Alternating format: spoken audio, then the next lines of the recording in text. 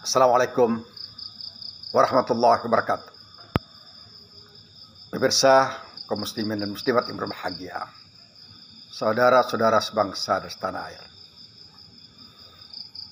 Sungguh hari-hari ini adalah merupakan hari-hari yang mendebarkan bagi bangsa ini,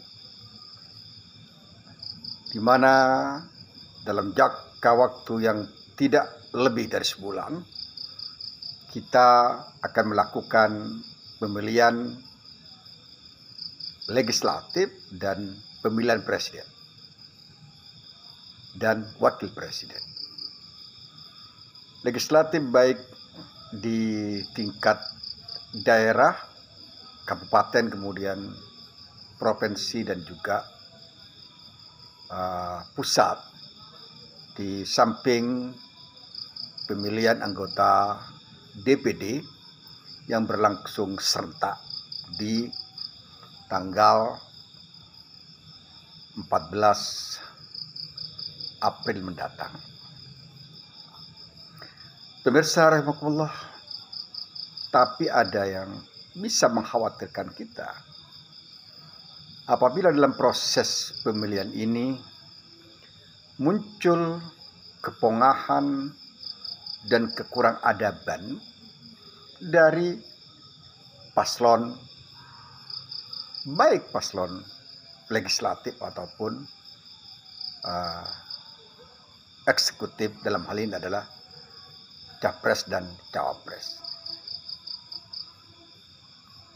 Seorang capres dan cawapres yang dilanda dan menderita penyakit kesombongan dan keangkuhan, kepongahan dan tinggi hati, tentu saja tidak layak, tidak pantas, tidak cocok, tidak pas untuk dijadikan seorang pimpinan tertinggi di negeri ini. Baik presiden ataupun wakil presiden apabila terpapar oleh penyakit kesombongan, kepongahan, keangkuhan, arogansi, maka sudah tidak sepantasnya dipilih oleh rakyat. Apalagi kalau kesombongan dan kepongahan itu dilakukan kepada orang yang lebih berilmu, yang lebih sepuh, yang lebih berpengalaman dan seterusnya. Kepongahan dan keniradab atau nirakhlak ini perlu kita perhatikan banget untuk sebuah kekuasaan yang seseorang akan megang kekuasaan, mengendalikan kekuasaan, dan memiliki otoritas terhadap kekuasaan. Apabila seorang capres ataupun cawapres telah memiliki kesongongan dalam kehidupannya, bahkan ditampilkan dengan sangat gamblang, sangat terang benderang di hadapan publik, demikian telanjangnya kesombongan, demikian telanjangnya kesongongan, dan demikian ketidakhormatan dia terhadap orang-orang yang lebih sepuh, lebih tua. Bahkan ada rada-rada mengejek, nada-nada sumbang, merendahkan, meremehkan orang-orang yang ada di mana dia diajak berdialog, di mana diajak berdebat misalnya. Dua, penyakit songong, sombong, arogan plus meremehkan, tidak hormat pada yang lebih tua, itu penyakit dan virus yang sangat ganas. Sebab apabila dia yang bersangkutan tidak menghormati yang lebih tua, tidak beradab pada yang lebih tua, tidak beretika pada yang lebih tua, yang notabene adalah setara dalam pencapresan misalnya, atau pencawapresan, maka kita bayangkan bagaimana dia suatu saat tatkala memimpin rakyat yang mungkin dia gambarkan sebagai tidak lebih tinggi derajatnya dari bersangkutan. Ini sangat-sangat berbahaya bagi kehidupan berbangsa dan bernegara kita. Sebuah negara yang menjunjung tinggi etika, adab, moralitas, dan akhlak. Pemirsa, kaum muslimin dan muslimat yang berbahagia, saudara-saudara sebangsa atas tanah air. Mari kita menajamkan nurani kita pada saat pemilu nanti. Menajamkan nurani kita dan membeningkan nurani kita. Jangan karena sesuatu kita karena fanatik, karena intimidasi, atau karena ketakutan, atau apa saja alasannya. Mari kita beningkan nurani kita agar kita memilih calon yang betul-betul disuarakan oleh nurani kita, bukan oleh akal kita, bukan oleh rasional kita, bukan oleh kepentingan kita, tetapi kita betul-betul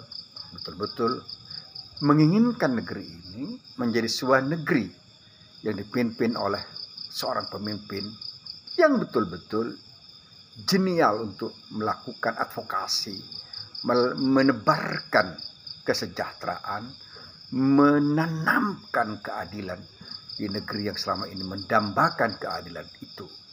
Sebuah negeri yang besar, yang tentu saja membutuhkan seorang pemimpin puncak yang memiliki pemikiran besar, memiliki kecerdasan besar, memiliki pikiran-pikiran yang komprehensif dan melihat bangsa ini, yang cerdas untuk memikirkan bangsanya, bukan cerdas untuk memikirkan dirinya, memikirkan keluarganya, memikirkan anak-anaknya misalnya.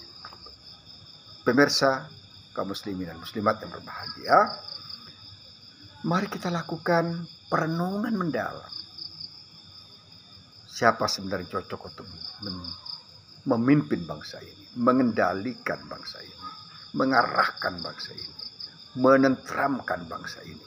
Tentu saja orang-orang berakal, orang-orang bernurani, orang-orang berhati bersih untuk senantiasa mengabdikan dirinya kepada bangsa ini, kepada negeri ini, negeri yang menunggu anak dari pertiwi ini, yang cerdas,